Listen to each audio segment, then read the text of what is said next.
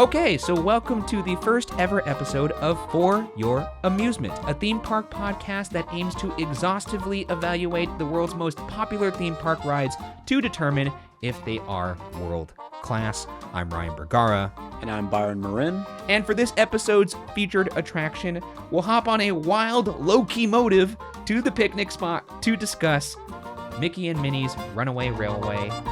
Apologies for the many goofy impressions that we'll have. I actually have my Goofy watch on today because I'm a child. I forgot to mention up top, this is in Disneyland and Walt Disney World. As I recall, I think we rode this for the first time together, right? For my bachelor party. A little over a year ago, yeah. For your bachelor party, as bachelors do. They take their silly friends over to Disney World for a week. I took 10 of my friends to Disney World for my bachelor party. Some of them not stoked. And by some of them, I mean 90% of them not stoked. Not everyone's a theme park head, but I gotta say, everyone collectively got off this ride pretty happy. Yeah, and we're going to say some of that for first impressions because we don't want to jump the gun here. Let's jump into some history here. It all started with a mouse. 1928, Steamboat Willie.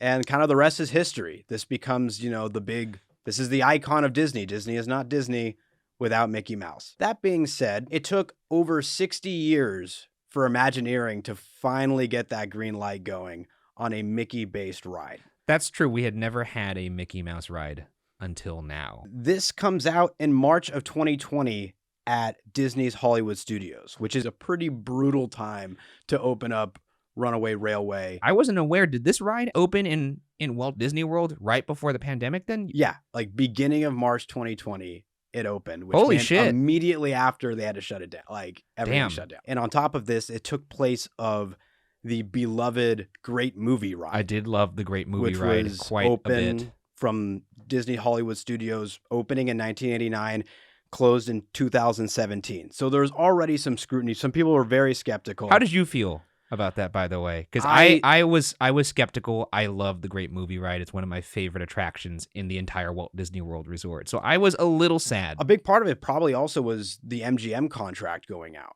That's true. It's all MGM-based films. Although Disney's Hollywood Studios gets this attraction via subtracting the Great Movie Ride, Toontown at Disneyland in California gets to keep Roger Rabbit's cartoon spin in Toontown, and they add this new attraction. They didn't take anything away. And they introduced it with a revamped Toontown as well, which I think really makes it feel more cohesive in the land because it's basically built for it. Not enough people were moving all the way to the back of the park to visit Toontown. Yeah. You had kind of a rather dated, still fun, but rather dated Roger Rabbit's cartoon spin, which is basically just a pretzel dark ride with a spinning element and then a little gadget go coaster. They needed an e-ticket back there to kind of spread that crowd. Yeah, because it's pretty far back end of the park to make the trek all the way back there. I kept forgetting about it.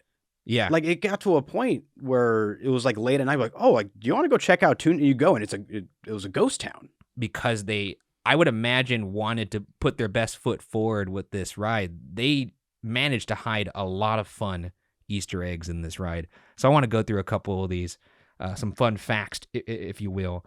I don't know why I have this first, but. This ride features a little bird named Chubby. That's how you pronounce his name. It doesn't look like it's spelled that way. It's a little bird that's created exclusively for Mickey and Minnie's Runaway Railway. You can see him juggling at the end of the ride. It's cute, I guess. A lot of people get to know Chubby really well when they stall at the end of the ride. They really do want you to know Chubby because they sell Chubby merch in the gift shop. I did not know that.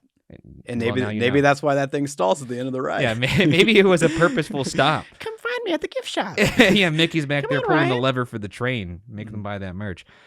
Nothing Can Stop Us Now. Nothing can stop us now. A catchy little tune made for the ride was co-written by Emmy Award-winning composer Christopher Willis and his wife Elise. Christopher Willis also composed the Mickey Mouse shorts, but he also composed for Veep and Black Mirror. I'm just imagining some Imagineer watching Black Mirror and being like, I think this guy knows Mickey Mouse. This ride was made with 360-degree view in mind, and different cars and seats will reveal different details, and that's just by virtue of it being a trackless vehicle. The ride also uses multi-plane flats with projections to create depth of field, much like Walt did, of course, with his camera when he used the multiplane camera for animation, creating depth there. This next one's really good. The whistle for Goofy's train is actually from the first Mickey Mouse cartoon in 1928,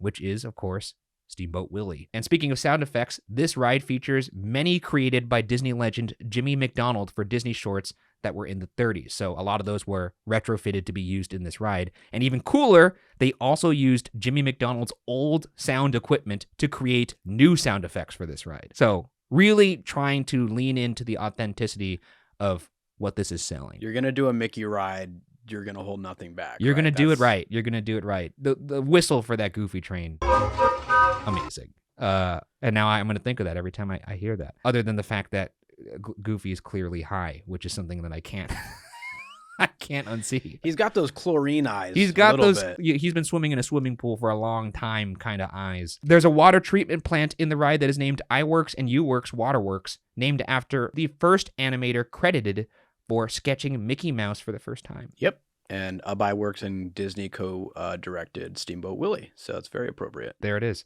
There's a street sign in the opening to the finale scene that says Yensid Park, which is a reference to an area in Walt Disney's backyard that he referred to by that name. Of course, Yensid is Disney backwards.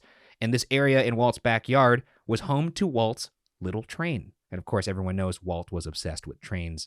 There's also a great moving ride poster in the carnival scene. That is, of course, an homage to the great movie ride that you mentioned earlier, which was replaced by this ride in Walt Disney World. And there's also a mailbox in the tornado in this ride that says, "There's no place like home," which is another homage to the great movie ride and the Wizard of Oz scene.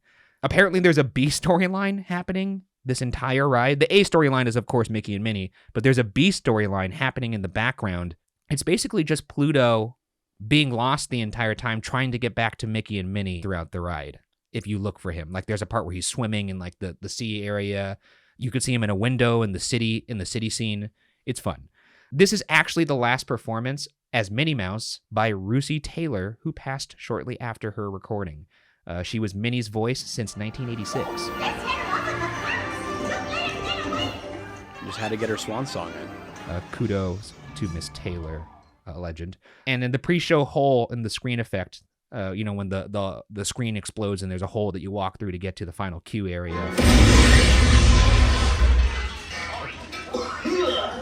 That effect is created by the screen moving upwards to reveal the hole, while the smoke that comes out kind of hides that movement. And as well as there's a horizontal wall that moves. There's like a black kind of horizontal curtain wall that also moves at the same time, creating that amazing effect. That blew my mind the first time I saw it, by the way. My brother was thrilled by that, and if you know my brother, he's not thrilled by anything. There's apparently more hidden Mickeys in this ride than any other attraction. I feel like we'd be cheated if it didn't have. It's kind of weird to have hidden Mickeys in a ride when I'm looking at Mickey the entire time.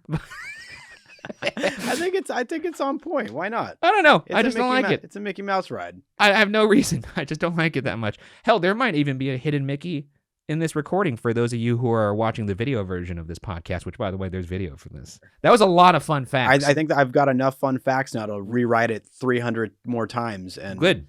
Still not catch them all. Let's move on to the current reputation of the ride today. How popular is it?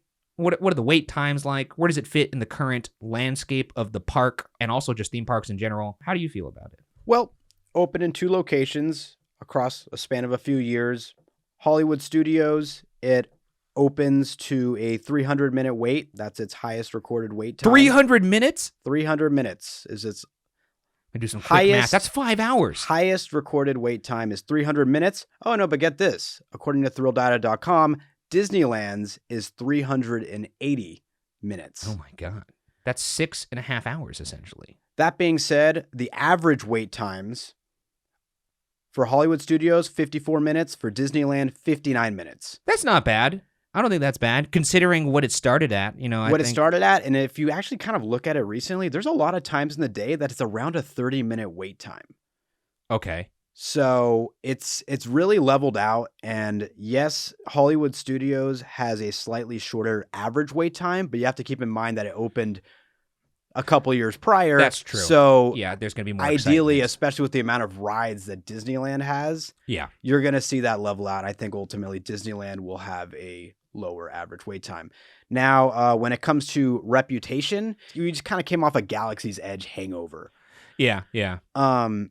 So it kind of just flew under. Are we not still in the Galaxy's Edge hangover right now? It feels like we are. We might be riding it a bit. Yeah. I mean, and like Rise of the Resistance is still a higher wait time usually than what this, Yeah, look, we're not here to talk about Galaxy's Edge, but I mean, it just feels like everything is in now a post-Galaxy's Edge world, for better or for worse. But this attraction felt more like, oh, nice, we have this now, as opposed to like, oh, I like, set your calendar. I need to be here at this month. That being said, clearly a lot of people did that. No, they showed up. And I will say, to me, Disneyland Resort in particular, getting this ride felt like the rich getting richer. Like this is a theme park resort that did not need another banger. And it got one. I know Bob Iger recently said that a way to increase revenue is to actually build more rides so then you could increase capacity for the park and then therefore sell more tickets. Look, I'm all for that line of thinking because, you want to give me more rides. Perhaps we see some of that with Disneyland Forward coming up. It seems like a win-win.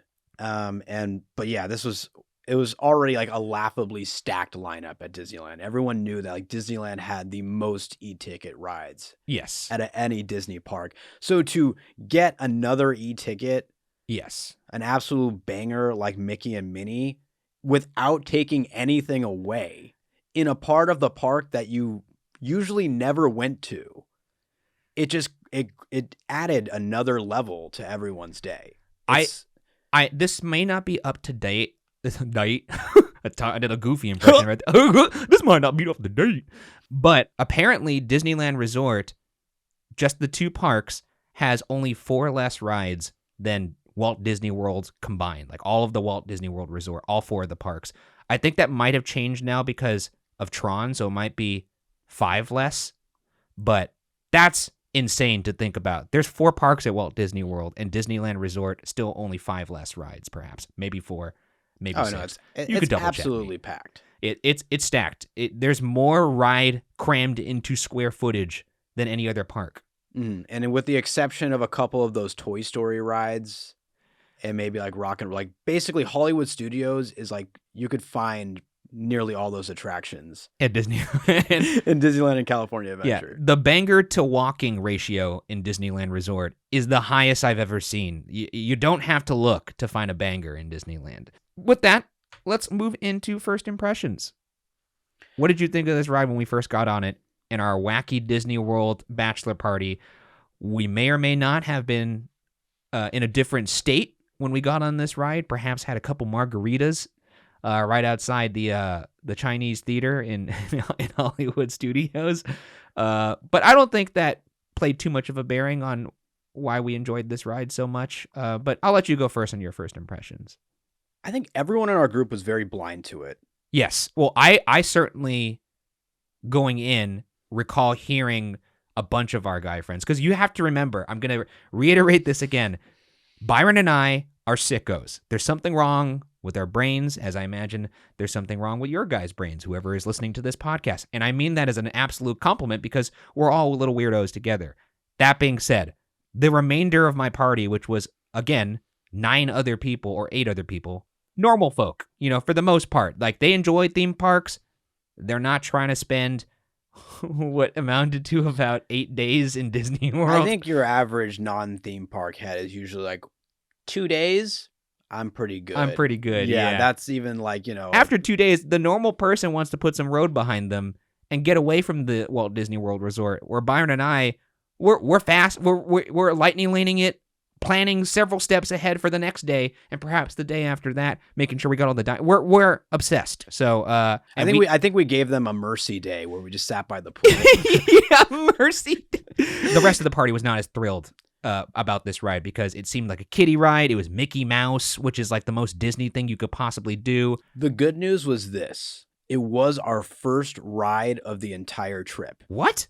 It was the first ride we went on the entire trip. That's not true, is it? Didn't we get a Rise of the Resistance first? No. We did that later at night for the oh my God, you're right. May the 4th. So luckily everyone was kind of had their energy. I will note that Shane Madej, who, if you're familiar with the Watcher brand, which is who produces this podcast, he was not here at that point because he came to the bachelor party later in the trip. So he actually, based on the reviews of the entire group, made time to go get on Mickey and Minnie's Runaway Railway by himself. But how did you feel about the ride? It was overwhelming, but in a very, very positive way. You're entering a film premiere. You're entering a screening for a Mickey Mouse cartoon. Yeah. So once that pre-show happened and, the train explodes and, you're able to enter through the screen, it just went 0 to 100 so quick because it was like, oh my God, we're entering an actual cartoon. I didn't know what my expectations were going into it because I had purposefully not read too much about it. I tried to not read as much as I can on new rides so that I could experience them with a very blind eye. So I walked into this kind of skeptical. I was just, I will admit I was doubtful of the motivations of creating a Mickey Mouse-centric attraction. It kind of felt like we got to keep this character alive for the younger crowd. We got to make a ride that interests the younger folk, the kids, so that they still recognize Mickey Mouse as an icon so that we could continue this Disney brand. But that didn't hurt this ride. It truly felt super imaginative, thrilling somehow. The whole time I really was, knocked on the back of my seat. I really did enjoy the hell out of this ride. I remember that when I first got off, my little brother, who once again does not like anything, said, I think this is the best ride in the resort. He said it was better than Rise of the Resistance. But I could see the argument now, honestly. I can see it, and this is kind of what I'm going to follow up with. It's the first attraction I've been on in, since I could remember, that you got off thinking, that's Disney. Yeah, that is like some pure, it's kind of corny, but that's pure Disney magic. There's some right terrific, impressive attractions, great storytelling, what have you. But to get to the root of it, it gives you that childlike sensation of, oh yeah, Mickey Mouse, like this is Disney. I'm true. having a Disney experience. It's good to feel good about the big cheese again. Still got his fastball. Still got it. He still has the fastball. I love it. I think with that, let's go into the good and the bad. What are the good and the bad things about this ride? But before we do that, let's have a word from our sponsors. Okay, we're back. You want to start with the good? I think we should start with the good. I'll let you choose, bad or good. Start with good. Great. Just because I'm actually stalling a bit for the bad. So. Okay. The good is it's an original story. Yeah. While holding the aesthetic of the classic Mickey cartoons. They did put in an exhaustive amount of work to make sure that the ride stayed faithful to those hand-drawn animations. In fact, I read that the paint job on the ride vehicles themselves was done in a specific technique to make the ride vehicles look hand-drawn. That's incredible. The ride vehicles themselves, the surprises that are held within that, I did not expect the ride vehicles to break apart like they do in this ride. I can't recall when it first happens. Just past the part where they're in the car, they accidentally knock a switch track. That kind of broke my mind for a second because I truly was like, all right, let's get on this kiddie ride. It's a train. We're moving kind of slow. And then when it broke apart, I was like, whoa, wait a second. What's going on here?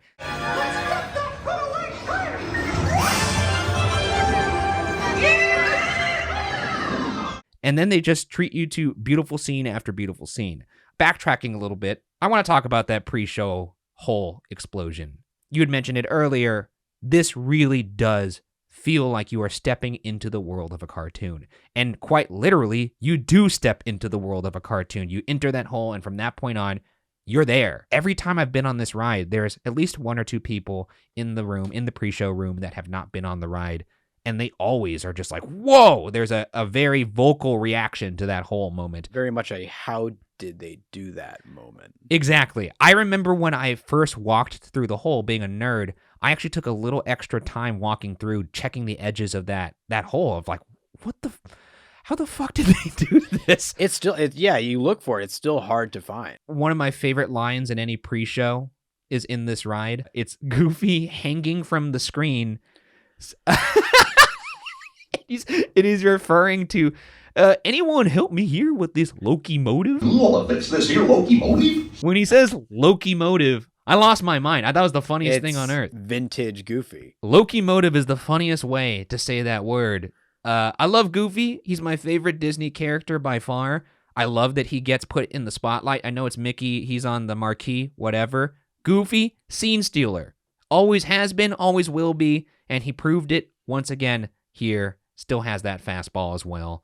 And I love that he's conducting the show, which is also another moment I want to talk about.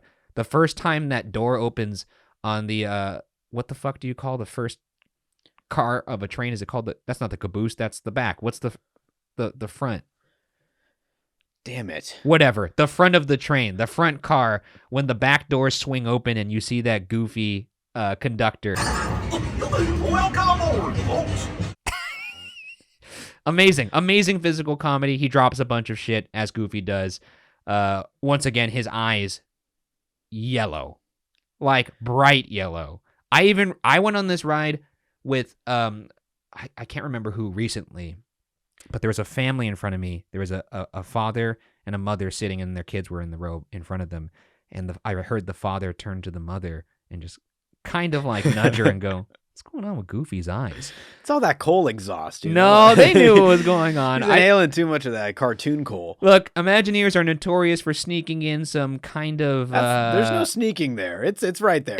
some low level, some like kind of dirty humor. You know, we've seen that with like, and maybe not dirty humor, but dirtiness in general. We all heard the stories about the Little Mermaid and all that stuff. But in this particular case, I think it's funny that somewhere in the conception of this ride, Imagineers pointed to a board and were just like, "Hey, what if we made Goofy high as hell? Everyone knows he's high as hell. Let's just lean into it." The kids won't notice. The adults most certainly will. And most of the adults will probably be high themselves watching, being on this ride. Not to say that I was or wasn't, but I gotta say, love seeing my guy conducting this train, doing a great job despite his best efforts. Good. They did a really good job with the projections. I've kind of been jaded recently with the amount of like when screens are used too much. I like big physical set pieces. Yeah. And like you're saying, how they created that sensation that like what a multi-plane camera would do is incredible. Like having the 360 with the projections, but having just enough practical, like the actual tornado in the middle of that room. Correct. Yeah. I mean, that's amazing. It's love the that mentality of doing screens properly. I think I agree with you because I am tiring of the screens. I will admit that. But I do think they do it quite well here. And I'm also a little on the fence on projection technology. And this is when you have like basically a mannequin figure, a mannequin animatronic, and then you project a face on it. I believe it's rear projection. I'm a little on the fence. I remember seeing it for the first time on Snow White's Mine Train ride, but I do think this is the best version of it in this ride. I think they do it better here than they do it anywhere else. Moving on here, I think all the scenes feel distinct, and the transitions between those scenes are incredible. The biggest transition when you're in that like trash compactor scene. I don't know what the hell's going on there. It's like a factory. Oh, when it turns back into the park. And it when they get turns saved. into the park, and the actual flats come from the ground with projection changing.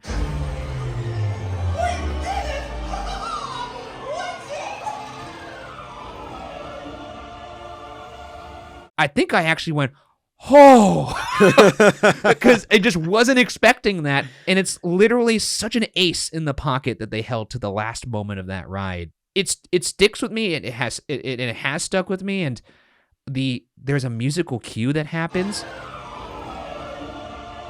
It's like them humming the main song. It's a magical moment. Like tempo goes down a bit. It's great. It's so good. God, it's embarrassing to say that it made me a little emotional. It really did. I loved it. On to you. I'm just gonna. I'll piggyback off. I think there's the song in general is. That's funny. Nothing can stop us now. I'll tell you how. We're gonna make it happen. It is a song that I could imagine kids and adults alike humming throughout the day after they get off this ride. Last thing I have here is one of my favorite scenes in the entire ride, which is the Daisy dancing studio. 1, 2, 3, 1, 2, 3. Oh, excellent! You're all waltzing so beautifully together.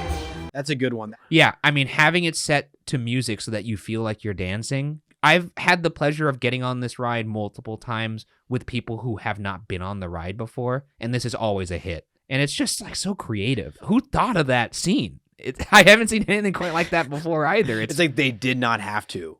Yeah, no, it really didn't have to. It's like a kind of a fun. It's like because you're getting like kind of pounded over the head with like so much stuff happening that it's kind of like a midway point where it just kind of like It's like just a little water break. They must have really talked about this ride for a long time, because it does feel like, okay, this is great. And then one person saying, you know what we could do to make it even better is adding this scene and then this scene. There were so many pluses, which is something that Walt was obviously a big proponent of. And you feel his spirit in this ride. I think that just about encapsulates it. That being said, let's move into some bad here. And I'm going to start because one of my bads is one of your goods. Bring it on. And look, I just wrote, song, kind of low-key annoying. Oh, fuck off. It kind of is annoying. Nothing can stop us now. Does it upset you just how much it's repeated? It's repeated quite a bit, but it just upsets me that I don't enjoy Mickey's singing voice that much. It's kind of grating after a while, like, no one can stop me now. Oh, we're gonna make it happen. It is just after a while, I'm like, okay. You'd want a goofy take. That's a good point. If other characters started singing it, like if Goofy started humming it, I'm all about it. But You'd probably whistle it. I do like the book ending. He sings it in the cartoon, in the pre-show room. You enter the cartoon world. He sings it as you exit the cartoon world. I just wish it was a little shorter and there wasn't as much of it throughout the ride. And you know what? I'm now realizing maybe it's not even in the ride that much. I just don't like the song that much. We need to take a poll or something. That's fine. I'll gladly. You're the first person I've heard that does not enjoy. That's this fine. song. Look, man, I'll adapt the moniker of Scrooge here. Maybe I'm a sucker for like nostalgia and like getting that old cartoony. I'll settle for it's fine. It's just I don't enjoy it, and that's okay. I don't have to enjoy everything. I could be okay with everyone else enjoying it, and I'm in the very, very, very small minority of people who do not enjoy this song. That's fine. Let's move on to another bad here. Do you want to? You looks like you're chomping at the bit. Yeah, I was gonna mention like some of the projection mapping on the characters is still not quite there for me. Yeah. Especially like certain angles you look at Mickey and it just kind of looks like a long kind of like dong face. Is that Did like, you just say a long dong face? when his face is profile and his like nose sticks like Yeah, I see what you're saying. you know, like there's just certain angles of that ride. a little alarming that when you're looking at one of the most famous innocent, honestly, faces of all time in Mickey Mouse, the first thing you're thinking of is like, kind of looks like a penis. Yeah, I didn't want to go there. Maybe I'll cut it out, but No, I think we got to keep that in. it just I don't know. I want everyone to know that when they look at Mickey Mouse in this ride, Byron Marin is like, Mickey Mouse has a dick nose.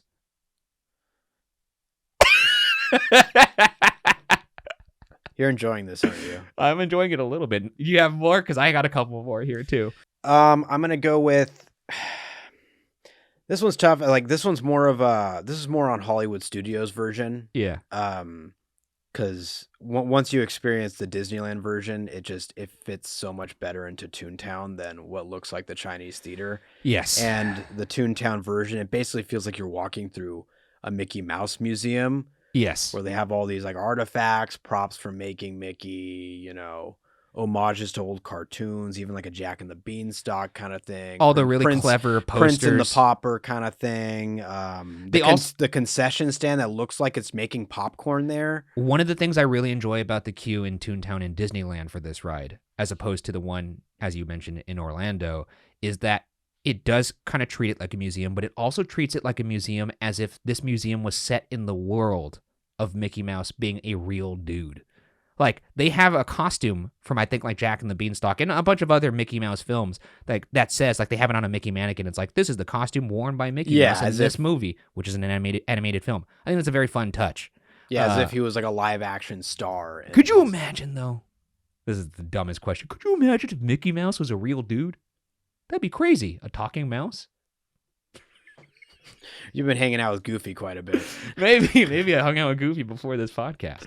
But I do love all of the punny posters. Sometimes puns piss me off, but I think they're really good in this ride. A magical queue.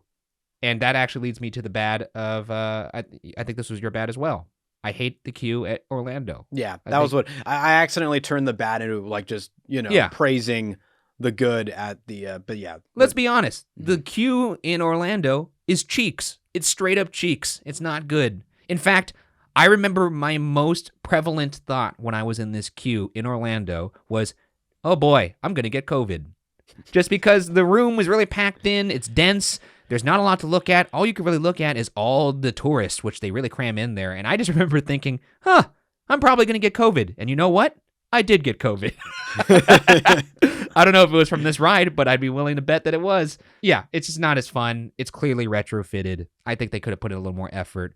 Granted, they did not have the luxury that Disneyland had of building up from the ground.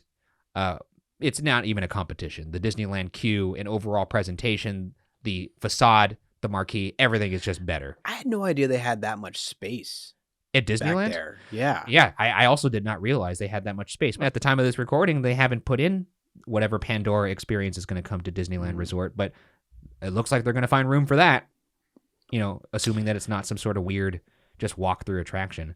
A couple of last bads here. Just a real quick one here.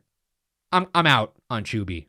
I don't like him. I think it's a pretty thinly veiled attempt to sell toys for a new character. They're selling it as like we're trying to introduce this very fun interactive new character, but in reality, they're trying to sell some plushes, right? I mean, that's Until this podcast, I didn't know what the hell a Chubby was. I just thought it was I'm just this probably casual selling bird more that's there Chubby at the- plushes now based on telling you guys about Chubby than the ride itself. Congratulations, you've played yourself. Oh my God, I have. Last big bad here. I think about it every time I go on this ride. I don't know if you do too. Pluto in the trunk of the car. What's going on with that? It's funny because it registered to me like a little late. It registered me like the moment he pops out of the trunk. I'm like, wait, they had Pluto locked in that trunk the whole time? There's no air in that. Did he sneak in there accidentally? No, or they just throw him slammed in there. They throw him in the trunk like they're taking him to a secondary location to whack him.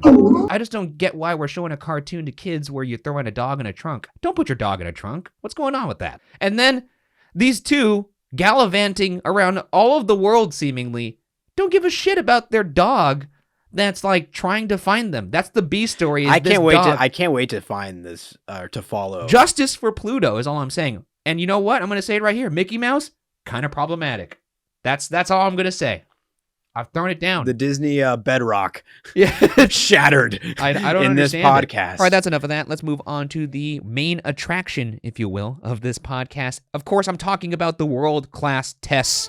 This is a series of tests/questions that Byron and I have carefully devised to determine if an attraction is world-class. There's 10 questions, and how it works is if this attraction passes 70% or more, it will automatically get a world-class pass. It will automatically be deemed a world-class attraction. However, if it gets 60% or more, we're in debate land. We can debate if this attraction is worthy of the world-class moniker. Anything lower than 60%, no world-class pass for you. I'm sorry. But before we get into this world-class test rubric, let's have a word from our sponsors. All right, we're back. It's time for the world-class tests, starting with test number 1, the average tourist test. Would the average tourist have a hard time getting on this ride? Is there a long wait all the time? Is it a complicated queue system? I don't think an average tourist is going to have a hard time getting on this ride today. No, I agree as well. You said that it's normally hovers around 40 to 50 minutes. I've seen it be that, anecdotally by myself when I'm in the park or with friends. I'll say this to anybody listening to this podcast. You do not need to pay the $20 to book an individual lightning lane for this ride. And of course, maybe things will change once you hear this podcast. Maybe they do away with certain individual lightning lanes. But I'll say at this time, you don't need to do it. You could just wait the 40 minutes. Sometimes it even dips down to 30 minutes. Yeah, I might be shooting myself in the foot here for future rides, but yeah, go in the evening. It often drops down to 30 minutes or less. There's also a second rope drop for this ride. So basically the first rope drop is, when the park opens. The second rope drop Post fireworks? is post fireworks. They close Toontown for the fireworks. And then once the fireworks are done, you could actually enter Toontown and it's going to be no wait. So I think this is a pass with flying colors. 1 for 1. Easy. Everyone gets to see Mickey. Let's move to the second test. This is the Leslie Stahl test. Would you be willing to wait 60 minutes for this attraction? Easy yes for me. I would. Especially with the Disneyland version, with as exciting as that queue is. I'll drop an hour on Mickey and Minnie. It's definitely worth it. I will say that, if you're in the Disney World version, queue not as much to look at. Hey, throw on a podcast. Maybe this one. A little plug for the podcast while we're in the podcast. All right. Moving on. That's 2 for 2. Moving on to the smartphone test. Does the queue of this ride have enough to keep you off your phone? I think it's an easy yes for Disneyland. Maybe not so much for Disney World. So I don't know how to play this one. That's the thing. I feel like Disney World, even as much as I want to bag on it compared to Disneyland's, is still like almost passable, where Disneyland's is passed with flying colors that Correct. I think you just put it over the edge. And also the Disney World one still has the pre-show, which has the hole in the wall and then leads you to the final loading zone. I think that alone keeps you off your smartphone.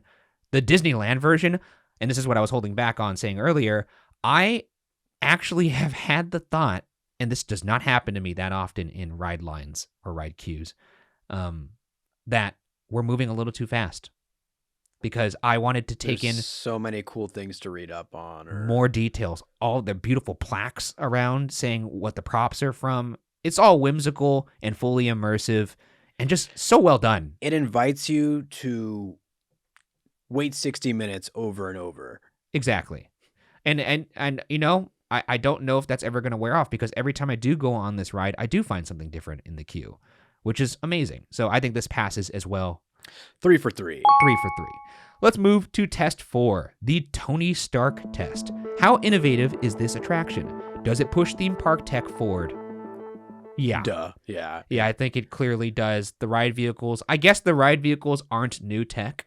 No, it's like that. This iteration of trackless dark rides, I think it was early 2000s, was introduced in Tokyo for Pooh's Honey Hunt. Basically, the I big haven't been on difference that. is because Disney's been playing with trackless dark rides for, probably since like the 90s Yeah, or so. Like, yeah. it's like Tower of Terror may have been the first, but that was You're the ones they're doing. you're referring to the Florida version that goes through the Exactly, shop, like- yeah. But that's led by a wire, which still, for its time, incredible. But the trackless dark rides you see today, starting with Pooh's Honey Hunt, went to Mystic Manor in Hong Kong, of course, Rise of the Resistance, Ratatouille, and now Mickey and Minnie. It uses Wi-Fi and basically small location Wi-Fi beacons to basically navigate the thing around. So there's no longer a wire on the floor. But that did exist before this ride, so it's taking tech that was used before and elevating it, I would say.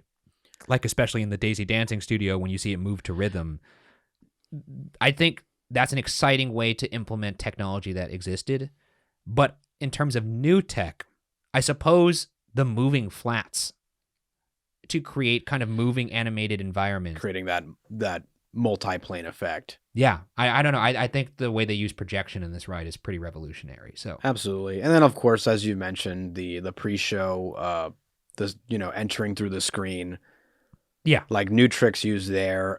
This is the first trackless dark ride I could recall that actually starts with the train being completely together and creating the illusion that you're right. just on a standard You're right. I didn't even train. think about that. In fact, I recall that you actually end in different order than when you began, which is crazy. That's also really novel. When you get on a ride and people are seeing you load into the ride, it's kind of funny when you come back, you're in a different spot than when they saw you last, if people are paying close attention, of course. So I think it passes that one as well. 4 for 4. Are we going to start off with a 10 for 10? All right. Hollywood test. Can this attraction be adapted for the silver screen? Does it have a comprehensible story? 1000% yes, it does. Very easy to follow. There's a train. It's on the run. We got to get back under control so Mickey and Minnie could have their picnic and hopefully treat their dog better. In terms of this being adapted for the silver screen, like this isn't like a Pirates where it could be a full-blown film, but it could be what it's intended to be, which is, a little cartoon short. I think this would make a great cartoon short as just a short alone and no ride. Like I would watch a short film version of this. So I think in that sense, it is also a pass. It's a pass. I think that's now 5 for 5. The next test is the Simpson test. How likely is this ride to be replaced with something new? By the way, it's called the Simpson test because I do hope something replaces that. And the Simpsons replaced Back to the Future, as you all know. I feel like copyright infringement laws keep changing because of Mickey Mouse, so I don't think anyone messes with Mickey Mouse. No. I would be shocked if this ever got replaced with anything else. Yeah, do you think they're going to replace the Disney World version with another ride? So that would be the second replacement, reskin, if you will? Much more likely, still... no. Much more likely because it's in Walt Disney World and it doesn't have a land built around it.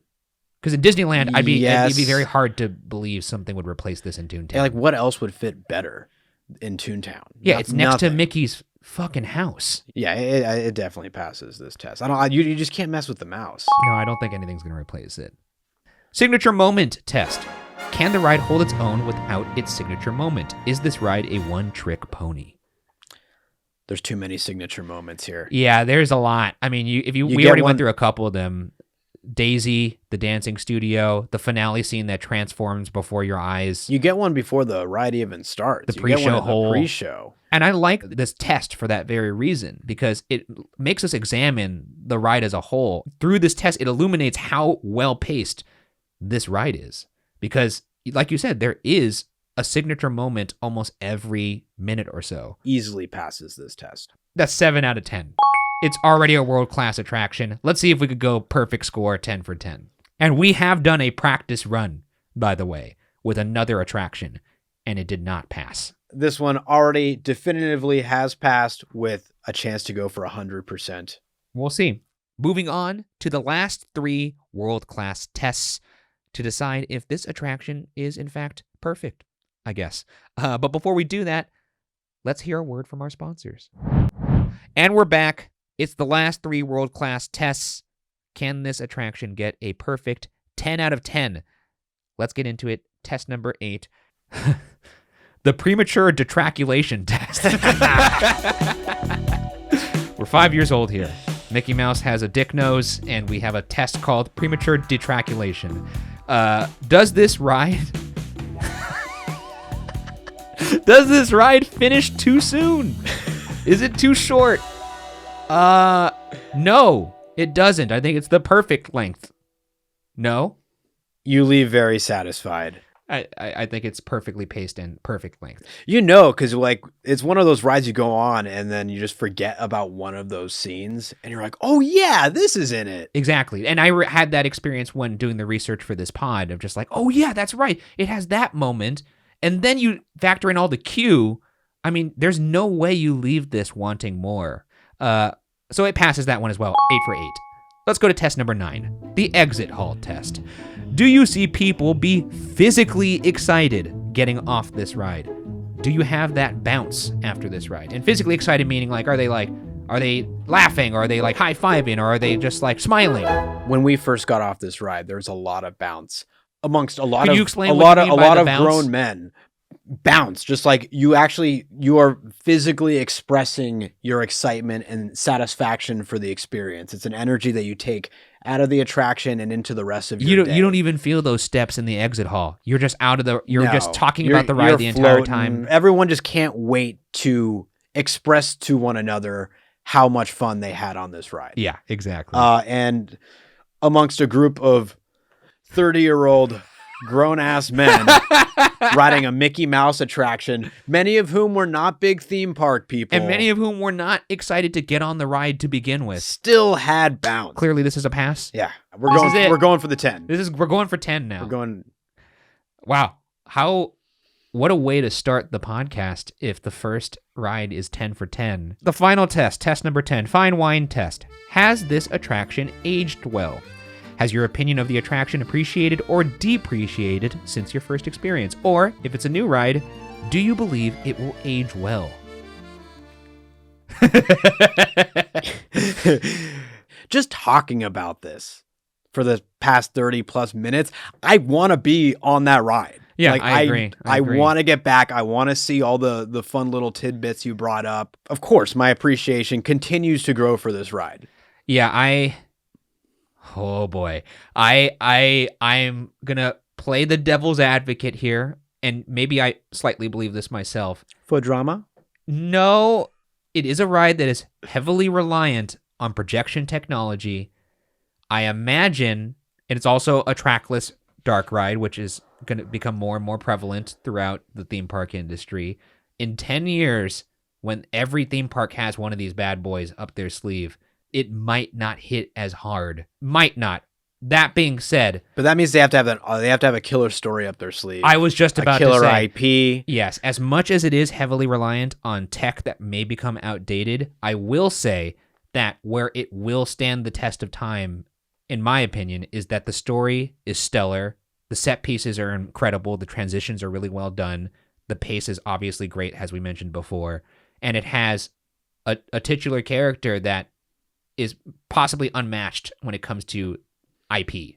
Can't take down the mouse. No, I would agree with that as well. So I do think it is a pass. That does make it 10 for 10. Don't expect this every episode. No, and- I'm a little surprised myself. Look, and we're not over here trying to, carry water for Disney. That's not what this podcast is. We do want to actually judge these rides at face value. And I feel like we did that here today, and I'm pretty shocked that it is a 10 for 10. It's a perfect score. It's a world-class attraction. Unanimous. Everyone always just leaves this ride and tells people it's just you got more than what you came for. And I think with that concludes our first ep of For Your Amusement. I hope you guys enjoyed it. Can only go downhill from here. Perfect score. Yeah. Great way to start things off. And I'm looking forward to talking about more attractions. I am too, buddy. And if you want to, you could follow us on social at FYA Pod on both Twitter and Instagram, as well as Threads. And we also have our own personal socials. I'm at Ryan S. Bergara, and then Byron is... Oh shit! You don't know your own social? Hold on, let me. I use Instagram on Sunday. I use it on Sundays usually. No, yeah, at Byron A. Marin. That's it. Great. Well, mine's at That's Ryan it. S. Bergara on Twitter and at Ryan Bergara on Instagram. There's a Ryan Bergara at Ryan Bergara on Twitter who lives in the Philippines, and I'll have to kill him one day. But anyways, follow us on those socials, and if you're watching this on YouTube, please subscribe to the channel. It helps keep the show alive. And also, if you're listening to this on wherever you get podcasts, please subscribe to the podcast as well, and download it if you can. I don't know how this actually works because we're just starting out here. So thank you guys for listening, and we'll see you next time when we have another one cooked up next week. This is a weekly podcast. That's right. Nothing can stop us now. Correct. On Tuesdays.